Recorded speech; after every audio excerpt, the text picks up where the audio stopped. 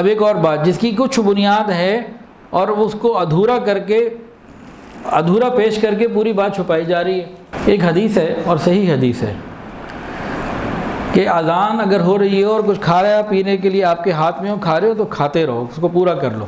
تو اس سے دلیل کیا لی جا رہی ہے کہ ہمارے ہاں جب اذان فجر کا وقت ہو جائے اور وہ اذان دے دی جائے اس وقت بھی کھاتے رہو۔ اور کتنے بے وقوف لوگ ایسے ہیں، کچھ ایسے لوگ ہیں جو باقاعدہ اس کو صحیح مان کے کھا رہے ہوتے ہیں، ادھر اذان ہو رہی ہے ادھر کھا رہے ہیں، ان کے روزے ہی نہیں ہوتے، سرے سے روزہ نہیں ہوتا۔ اب اس کی ترتیب کیا ہے، اس حدیث میں کیا معاملہ ہے؟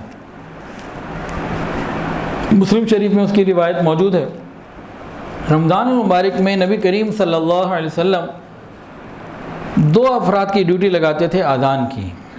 حضرت بلال رضی اللہ تعالیٰ عنہ اذان دیتے تھے، وہ تہجد کی اذان ہوتی تھی کہ جو جاگ رہے ہیں وہ تہجد پڑھ لیں، نہیں تو جو سو رہے ہیں وہ اٹھ کے تہجد پڑھ لیں، کچھ سحری کھا بھی رہے ہیں تو کھاتے پیتے رہیں، اس میں کوئی ممانعت نہیں تھی۔ دوسری اذان ہوتی تھی عبداللہ ابن ام مکتوم رضی اللہ تعالیٰ عنہ کی، وہ ہوتی تھی فجر کا وقت داخل ہونے کے بعد، اس کے بعد کھانا پینا ہرگز ممنوع، کوئی گنجائش نہیں ہے، اس کے بعد کسی نے کچھ کھایا پیا اس کا روزہ ہی نہیں ہے۔ تو سحری ختم ہونے کا تعلق وقت کے ساتھ ہے، اذان کے ساتھ نہیں۔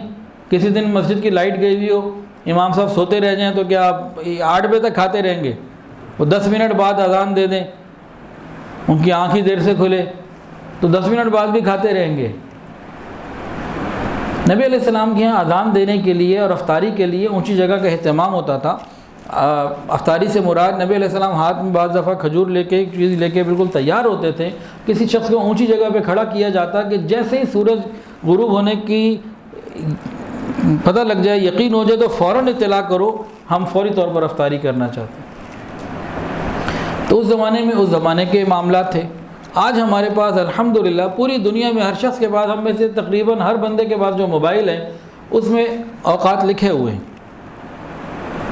تو جو وقت ہے اسے 1 منٹ پہلے ہم کھانا پینا بند کر دیں، محتاط یہی بات ہے، 2 منٹ پہلے بند کر دیں اور محتاط۔ آج ساری جگہ جو اذان دی جاتی ہے نا، وہ فجر کا وقت داخل ہونے کے بعد دی جاتی ہے۔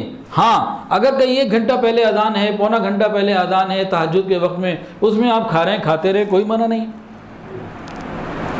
لیکن جو اذان دی جا رہی ہے وہ اس کی علامت یہ ہے کہ سحری کا وقت ختم، اب نماز کا وقت شروع، اب نماز کے لیے آ جاؤ۔ تو یہ دونوں میں بڑا فرق ہے۔ اب ادھوری بات کو بیان کر کے سحری والی تہجد والی اذان کو کہاں رکھ دیا؟ فجر کے ساتھ۔